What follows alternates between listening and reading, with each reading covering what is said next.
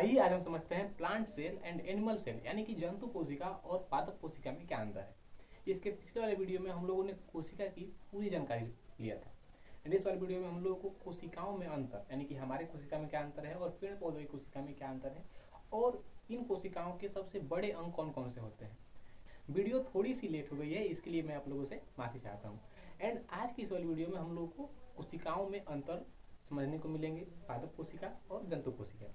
अगर हम बात करें जंतु कोशिका और पादप कोशिका में तो इसका जो मेन अंतर है वह केवल प्लास्टिड को लेकर ही है, यानी कि प्लास्टिड मतलब लवक।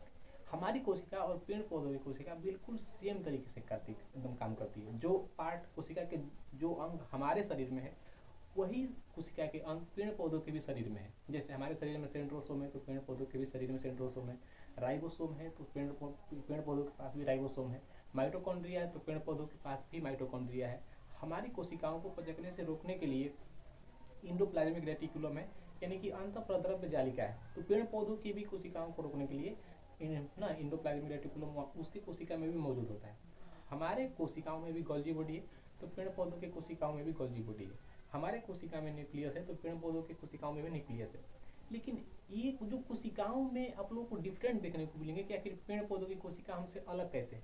तो केवल एक उसका रीजन है प्लास्टिड को लेकर के, यानी कि लवक को लेकर के। जैसे हमारे शरीर में कोशिका झिल्ली है तो फिर उसके पेड़ पौधों के शरीर में भी कोशिका झिल्ली है, ठीक है। हमारे शरीर में इंडोप्लाज्मिक रेटिकुलम है तो पेड़ पौधों की कोशिकाओं में भी क्या है, दोनों है। यानी कि ये जो बीच में है ना, ये पेड़ पौधों की कोशिकाओं में भी है और हमारे कोशिकाओं में भी है, ठीक है। अब देखिए इसमें बस छोटी सी आप लोगों को समझनी होगी कि हमको काम करने के लिए पेड़ पौधों के मुकाबले हमारा शरीर छोटा है, तो हमको काम करने के लिए पेड़ पौधों के मुकाबले पानी की आवश्यकता कम होगी, क्योंकि हमारी जो राजधानी होगी वो छोटी होगी पेड़ पौधों के मुकाबले। तो इसमें हमारी राजधानी क्या है, तो छोटी है, और पेड़ पौधों के जो मुकाबले राजधानी होती है हमारे अपेक्षा वो बड़ी होती है। तो हमारी राजधानी छोटी और पेड़ पौधों की राजधानी होती है वो बड़ी होती है। अब देखिए जंतु कोशिका जो होती है वो गोल होती है और पादप कोशिका एकदम चौकोर होता है, ठीक है। यानी कि जो हमारी कोशिका का जो शेप है, हमारे जो सेल का जो शेप है वो सर्कल टाइप का है। एंड जो प्लांट सेल का जो शेप है उसका जो शेप है वह एकदम स्क्वायर कह सकते हैं, रेक्टेंगल कह सकते हैं। उसके बेस पे ना वहाँ पे उसकी आकृति को डिजाइन किया गया है और यह प्रकृति प्रदत्त है। इसमें मानव ने कुछ नहीं किया कि इसका आकार कैसा है, उसका आकार कैसा है, इसमें कुछ भी डिफरेंट आप लोगों को देखने को नहीं मिलेंगे, ठीक है। अब देखिए आप लोगों को हमारे कोशिका में एक नया चीज़ समझने को मिलेगा, सीलिया और फ्लेजला। सीलिया और फ्लेजला, क्योंकि देखिए यह ना कह सकते हैं सीलिया और फ्लेजला, जैसे हमारे शरीर में अलग अलग तरह के रुए हैं, जैसे यहाँ पर भी रुआ हैं, यानी हमारे शरीर के सभी पार्ट में रुआ हैं, बाल हैं, ठीक है। उसी तरीके से कोशिकाओं में भी पूरी तरीके से रुआ होता है, रुआ समझते हैं, जिसको बाल टाइप की एक संरचना होती है रुआ। और कोशिकाओं में कोशिकाओं को आगे बढ़ने के लिए एक होता है उसका पूंछ, तो रुआ और पूंछ को मिला करके उसी को बोला जाता है सीलिया और फ्लेजेला, जो कि केवल जंतु कोशिकाओं में ही आप लोगों को देखने को मिल सकते हैं। पादप कोशिका में सीलिया और फ्लेजेला नहीं होता है, ठीक है। आप लोग जब वीडियो के शुरू में पढ़े थे सेल वाले वीडियो में, तो वहाँ पे आप लोगों को बताया गया था कि जो पेड़ पौधों के जो बाहरी आवरण होते हैं, यानी कि जो चैली होती है, उस चैली को कोशिका भित्ति कहा जाता है, और उस चैली के पीछे होता है कोशिका झिल्ली, और कोशिका झिल्ली के पीछे होता है कोशिकाओं के सारा अंग। तो पेड़ पौधों को मजबूती प्रदान करने के लिए पेड़ पौधों की जो बाहरी आवरण होती है, पेड़ पौधों के जो चैली होते हैं, उन चैली को कहा जाता है कोशिका भित्ति, जो कि केवल आप लोगों को देखने को मिलेंगे पादप कोशिका में, ठीक है। प्लास्टिड जो कि आप लोगों को देखने को मिलेंगे, इसका मतलब होता है लवक। और लवक आप लोग पढ़े थे 3 प्रकार का होता है, हरित लवक, अवर्धित लवक, वर्धित लवक, क्लोरोप्लास्ट, ल्यूकोप्लास्ट, क्रोमोप्लास्ट, ये सब अलग अलग आप लोगों को देखने को मिल जाएंगे यहाँ पे, ठीक है। अब देखिए लाइसोसोम चूंकि हमारे कोशिका में है, और लाइसोसोम को आत्महत्या की थैली भी कहा जाता है। अगर हम कोशिकाओं की अंग के बारे में बात करें तो कोशिकाओं के अंग में बहुत सारे अंग हो जाएंगे। समझिए कि हमारा कोशिका है तो कोशिका का दिमाग कहा जाता है न्यूक्लियस को ना, राइबोसोम को प्रोटीन की फैक्ट्री कहा जाता है, माइटोकॉन्ड्रिया को कोशिका का पावर हाउस कहा जाता है, लाइसोसोम को आत्महत्या की थैली कहा जाता है, सेंट्रोसोम जो कि कोशिका का विभाजन करती है, गोल्जी बॉडी जो कि परिवहन का काम करती है। उसके बाद में यहाँ पे आ जाएगा एक और चीज़, इंडोप्लाज्मिक रेटिकुलम, जो कि अलग अलग कोशिकाओं के अंग है, इसका अलग अलग काम है। और यहाँ पे देखिएगा तो पादप कोशिका में सेल वाल जो कि कोशिका भित्ति, जो कि पेड़ पौधों के बाहरी आवरण होते हैं, ठीक है।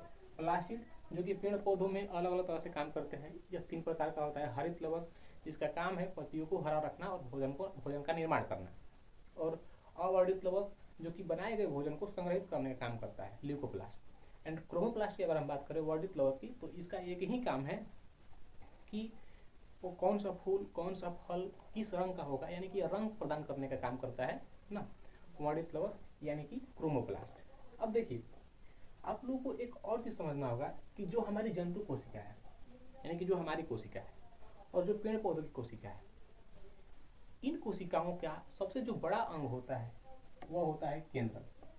यानी कि हमारी कोशिका, जंतु कोशिका का सबसे बड़ा अंग कौन सा होगा, तो केंद्रक होगा। इट मीन्स न्यूक्लियस होगा, न्यूक्लियस। यानी कि जंतु कोशिका एनिमल सेल का जो सबसे बड़ा वाला भाग होगा वो न्यूक्लियस होगा, और न्यूक्लियस को ही कोशिका का दिमाग कहा जाता है। और इसी न्यूक्लियस में हमारे पूरे शरीर की डीएनए होती है, और इसी डीएनए के बेस पे हमारी अगली पीढ़ी जन्म लेती है।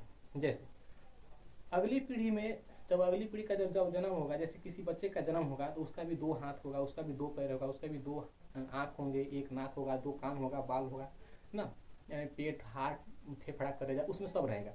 आखिर कैसे पता चला कि उसके शरीर को बिल्कुल इसी शेप में बनाना है? क्यों? क्योंकि उसका शरीर जो है वो बिल्कुल हमारे शेप में है, अर्थात कि हमारी डीएनए ही उस पीढ़ी में गई है। उसीलिए उसको कोशिका का दिमाग कहा जाता है, क्योंकि अगली पीढ़ी को कैसी संरचना देना है, कैसा बनावट देना है, कैसा स्ट्रक्चर देना है, उसका फंक्शन कैसा होना चाहिए, इन सभी का डिजाइन करता है डीएनए। ठीक है। अब देखिए, पादप कोशिकाओं में जो सबसे बड़ा अंग होता है वो होता है प्लास्टिड यानी कि लवक। अब लवक होता है 3 प्रकार का। एक होता है हरित लवक, ठीक, एक होता है अवर्णित लवक, और एक होता है वर्णित लवक। ठीक है। इसको हम लोग बोलते हैं क्लोरोप्लास्ट, इसको हम लोग बोलते हैं ल्यूकोप्लास्ट, इसको बोलते हैं क्रोमोप्लास्ट। इसका काम है पत्तियों को हरा बनाना, भोजन का निर्माण करना और वाष्पोत्सर्जन करना। ठीक है। वर्णित लवक का काम है कि जो भोजन बन गया है उसको कहाँ पे रखा जाएगा, इसका काम है। ठीक। और इसका काम है क्रोमोप्लास्ट का, यानी कि वर्णित लवक का, कि किस तरह के फल का निर्माण करना चाहिए, उस फल का रंग कैसा होगा, उस फल के फूल किस रंग के होंगे, यानी कि यह रंग प्रदान करने का काम करता है वर्णित लवक यानी कि क्रोमोप्लास्ट। अब देखिए, यहाँ पे आप लोग क्या कर सकते हैं CFL से, कि जंतु कोशिका में CFL होता है और पादप कोशिका में CFC होता है। CFL का मतलब कि सीलिया और फ्लैचेला, L का मतलब लाइसोसोम, CFC का मतलब सेल वॉल प्लास्ट और क्लोरोप्लास्ट। चूंकि ये रही हमारी डिफिनेशन किसकी, जंतु कोशिका और पादप कोशिका में अंतर। और इन दोनों में जो मुख्य अंतर है, यानी कि हमारी कोशिका में और पेड़ पौधों की कोशिकाओं में, अगर आप लोगों से मेंस लेवल का कोई क्वेश्चन पूछ दिया कि नहीं इसको डिस्क्राइब कीजिए, या कि जंतु कोशिका पादप कोशिका से कैसे भिन्न है, या फिर पादप कोशिका जंतु कोशिका से अलग कैसे है, तो इसका जो अलग होने का एक ही रीजन है कि वह है लवक यानी कि प्लास्टिड। चूँकि हमारे शरीर में जो अंग है वही, जैसे हमारे शरीर की कोशिकाओं में जो अंग है वही कोशिका के अंग भी पेड़ पौधों में मौजूद होते हैं, बशर्ते पेड़ पौधों की कोशिकाओं में एक नया अंग आकर के जुड़ जाता है प्लास्टिड। ऐसे तो बहुत सारे अंग उसमें जुड़ जाएंगे, जैसे सेलवाल जुड़ जाएगा उसमें ना, या फिर यूँ कहें उसकी राजधानी बड़ी होती है, उसकी आकार बड़ा होता है। ठीक है। लेकिन वो सब तो नॉर्मल एग्जाम के लिए क्वेश्चन है, लेकिन अगर आप लोगों से मेंस लेवल का भी क्वेश्चन पूछ दिया, आखिर पेड़ पौधों की कोशिका अलग कैसे है, क्योंकि पेड़ पौधों की कोशिका जो होती है वो अलग होती है केवल और केवल प्लास्टिड के बल पे ही, क्योंकि प्लास्टिड ही पेड़ पौधों को अलग संरचना देने का काम करता है, उसके भोजन को अलग अलग अलग जगह पर रखने का काम करता है। साथ ही साथ भोजन का निर्माण किस रंग का करना है, कैसे करना है, पत्तियों का संरचना कैसा देना है, पत्तियों में भोजन बनेगा कि नहीं बनेगा, ये सब का काम करता है कौन, प्लास्टिड, जो कि पेड़ पौधों में मौजूद होता है। तो आई होप कि आप लोगों को ये पूरी वीडियो, यानी कि animal cell and plant cell, यानी कि जंतु कोशिका और पादप कोशिका में आसानी से अंतर समझ में आ गए होंगे। एंड मिलते हैं एक अगली वीडियो में एक नए टॉपिक के साथ, तब तक के लिए।